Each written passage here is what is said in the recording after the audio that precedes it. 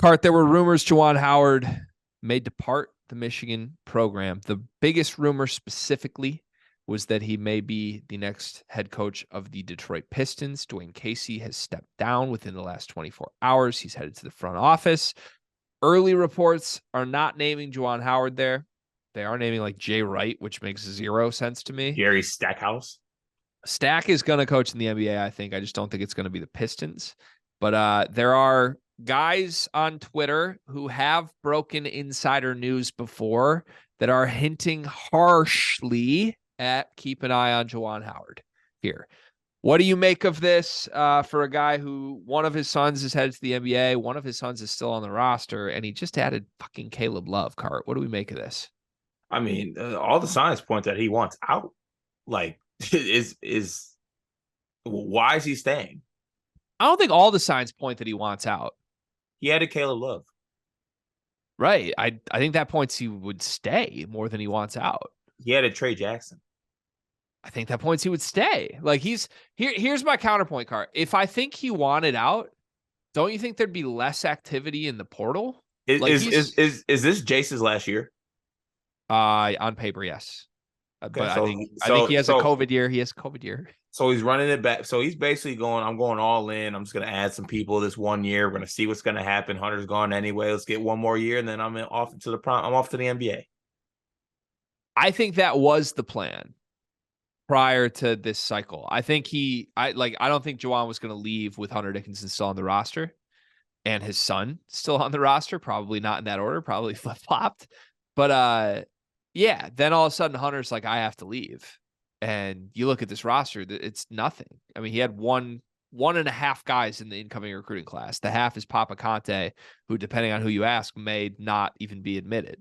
So, like, to me, if Juwan wanted out, he doesn't add 3 transfers in the first week that are all pretty solid. Like, I know you hate Trey Jackson, but like Burnett and Caleb Love are objectively great ads for Michigan. You can even say you hate Amari Burnett. But like based on the history and the issues the Michigan program has had getting transfers, that's a dream scenario to get Caleb Love and Amari Burnett. And like adding anything to a team that also is an NIT is a plus. You can't hurt yourself. I mean, you could hurt. I can get hurt again. I mean, you could lose your All-American center. That hurt. You could piss off Doug McDaniel. That would kill me. Honestly, that would more than hurt. You would not. There's a very great chance that the Doug McDaniel, Caleb Love backcourt is an absolute massacre, and you get toxicity out of Caleb Love, and then he pisses off Doug McDaniel on his way out, and you lose Doug too. Yeah. And then your point guard is Isaiah Collier once he's done with USC, run it back. I mean, that's the model, right? After people burn out, give us a call. Yeah, I don't know. I mean, at the very least, like it's gonna be something to watch, isn't it? Like Doug McDaniel and Caleb Love, who got in a physical altercation the one time they've been in the same room together in their lives.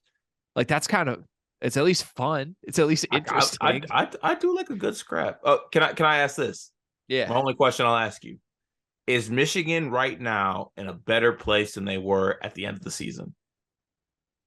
No, they're in a much worse place than they were. That was also a very easy question too. I'm sorry about that. Yeah, I didn't even think about. I didn't think that one through fully. That's all. So when the season ended, my hope was Kobe Buffkin and Hunter Dickinson were back. I thought that was a very reasonable outcome.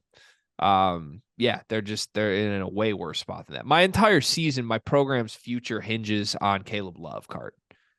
Can you imagine if the moment we're watching Michigan lose to Rutgers at the Big Ten tournament, you're sitting there watching me melt down. And then remember I had a moment of clarity. You like expected me to be devastated. And I was just like, Cart, it's over. Like, I'm okay with it. It's over. If you would have told me in that moment that my entire next season is entirely dependent on Caleb Love, do you know how much I would have broken? I would have melted into a puddle at the United Center. We're in a way worse spot. And now you're scrolling DH Gate for a Caleb Love Michigan jersey. You keep acting like I am a fan of Caleb Love now that he's at Michigan. You have to be. Yeah, but I'm not. Like, I asked it Joe Tipton. I asked Tipton Edits, not to name drop, but I asked him to make me an edit.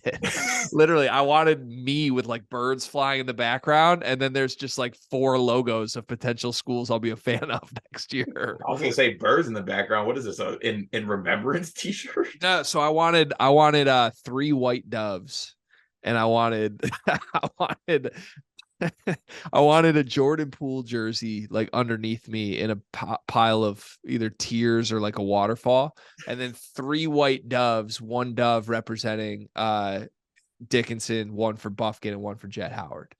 And then yeah, 4 logos. I'm not going to reveal what the logos were, but I had 4 teams I was considering. So Can you tell me Michigan State was one of them? they were not one of them. They were not. I thought that was too much of a heel turn. Like that would be a Hunter Dickinson move for me to be like, I'm a Michigan State fan now. I have too much respect for the Michigan State fan base to do that to him. I respect you for that decision. Yeah. But all right, Juwan though.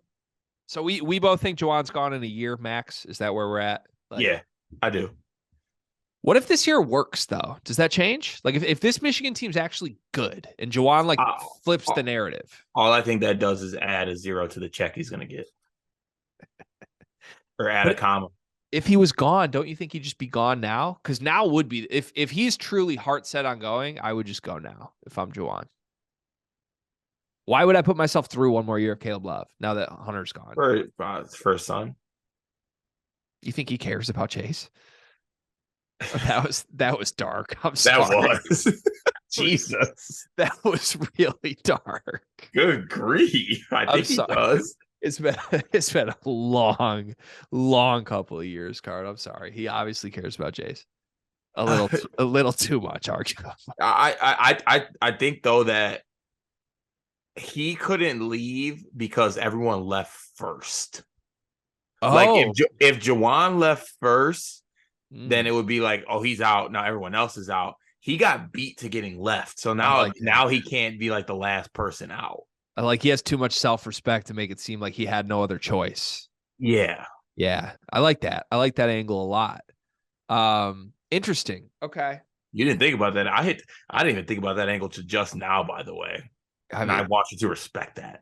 Listen, I've seen enough of you in the last 3 months to know that some of your best ideas happen around 12:03 a.m. Eastern time. So I'm not surprised. I'm not surprised you flipped a switch 2 hours into this. I don't think the Pistons are gonna seriously consider hiring him, is the thing. I think he might be like involved. He might get like a courtesy interview, but just keep Michigan coaches away from my NBA franchise for the love of yeah, God. I was gonna say, as a Pistons fan, what's the reaction if Juwan Howard is named head coach? I'm pissed. Why? Because I don't want him.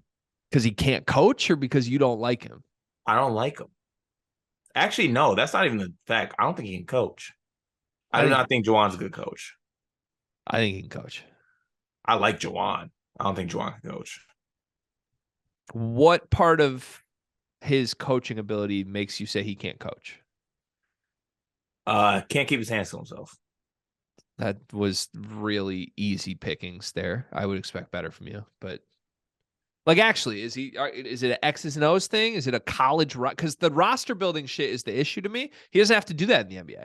Yeah, I don't know. I really don't know. I actually, when you look at it like this, like maybe he's pretty good at like. I think the hardest part of the NBA is you got to handle like different personalities and toxicity. Maybe he's good at that. He is good at that. That's why, like, so maybe I'm in. Here's my general Juwan take. I think he is a good X's and O's guy that is a really good, like, players want to play for him guy. And I think that works in the NBA. I don't think his issues in college have not been like he runs bad shit or like he's a horrible in-game coach. He's been pretty bad with rotations as far as playing his sons, and he's been horrible at building a college roster. He just has been. None of that is something he would ever have to do in the NBA. Like everything he would need to do as an NBA head coach, he has been pretty good at Michigan. And he was on very successful teams on staff with Miami. So like, I don't think we have anything to point to that's like he wouldn't be a good coach in the NBA. I don't know that I'd hire him. Like, he wouldn't be top of my list. I would much rather have Ime Udoka, morals aside, than Juwan Howard. But like, he's got to be on the list at some point. If we're going like 10 names down, he's there somewhere, right? I honestly, just the fact that I had to watch what that rat John Beeline did to my NBA franchise. I want all Michigan people away. Yeah, that's a fair point. But that was counterpoint though. That was so obviously doomed because like so much of being an NBA coach is like having the respect of 22 to 35-year-old African American men, and John Beeline was never going to get that. Even before the slug incident, it was like, how the fuck is he going to relate to those people? That is very true. Before we wrap this, Oh boy, no, I think it's a good thing. It's a good thing to wrap the end of whatever we've just been talking about. If you could retire one thing, person, player next year about college basketball, what would you get rid of? the extra COVID year. I would get rid of the phrase about coaches being good at X's and O's. Why? Just sick of that shit. What do you mean? What, you're sick of the phrase, or you're sick of the concept of coaches being good at it? I'm sick of coaches getting. I'm just sick of like the whole X's and O's like coaches mantra. Because I think it's gotten away from guys that are actually good at X's and O's. What does that mean? I have no idea. Like it's transitioned more to like if you're a lame, then you're good at X's and O's. But like if you're a cool coach, then you're not an X's and O's guy. You're a cool guy. You're a guy you want to get a beer with, but you're not an X's and O's guy. Because Tang's cool and fun, he's not an X's and O's guy. Yeah. And because Matt Painter's lame, he is an X's and O's guy. Yes. But Matt Painter's actually a really good X's and O's guy too, though. But he is lame. So if we just retire the phrase, that somehow helps? I don't know. Like, could we say nice with the clipboard or something? Yes, we can. I like that. I'm so tired. Because I feel like this has gotten worse and worse. You're getting blurry. We had a lot to get through, man. We haven't done one of these in like 21 days. So, all right. Thanks, Cart. Thanks, Michigan State, for being great. Thanks, Caleb Love, for nothing. I don't know. Thank you, Greg, for all you do for sleepers. Yeah, so much. Can't wait. All right. Bye, Cart. Bye, Greg.